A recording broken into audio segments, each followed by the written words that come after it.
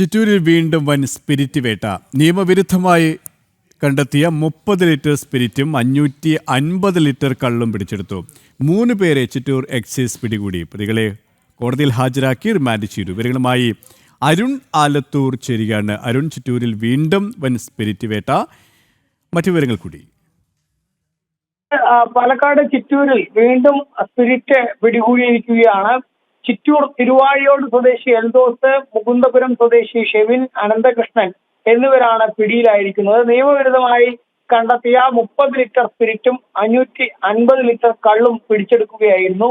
ചിറ്റൂരിലെ തന്നെ കള്ളിൽ കലർത്താൻ വേണ്ടി ശ്രമിക്കുന്നതിനിടെയാണ് ഇവർ പിടിയിലായിരിക്കുന്നത്. വലിയ പള്ളമ്പത്തി മാടമ്പിക്കാട് സ്വദേശിയായ ബദറുദ്ദീൻ എന്നയാളുടെ ഉടമസ്ഥതയിലുള്ള ഒരു പുരയിടത്തിൽ വെച്ചാണ് ഈ പ്രതികൾ കള്ളിൽ ഈ സ്പിരിറ്റ് കലർത്തിക്കൊണ്ടിരുന്നത്. ആ സമയത്ത് എക്സൈസ് സംഘം എത്തി ഇവരെ പിടികൂടുകയായിരുന്നു എന്നുള്ളതാണ്. ഏതായാലും വലിയ ഒരു സ്പിരിറ്റ് ശേഖരമാണ് ചിറ്റൂരിൽ നിന്നും ഇപ്പോൾ പിടികൂടിയിരിക്കുന്നത്. നേരത്തെയും ചിറ്റൂരിലെ ഈ തോപ്പുകളിൽ കള്ളിൽ കലക്കുന്നതിന് വേണ്ടി കൊണ്ടുവന്ന സ്പിരിറ്റ് പിടികൂടിയിരുന്നു. അന്ന് CPM-ന്റെ ലോക്കൽ സെക്രട്ടറി ഉൾപ്പെടെ ഈ കള്ളിൽ സ്പിരിറ്റ് കലർത്താൻ വേണ്ടി കൊണ്ടുവന്നപ്പോൾ പിടിയിലായിരുന്നു.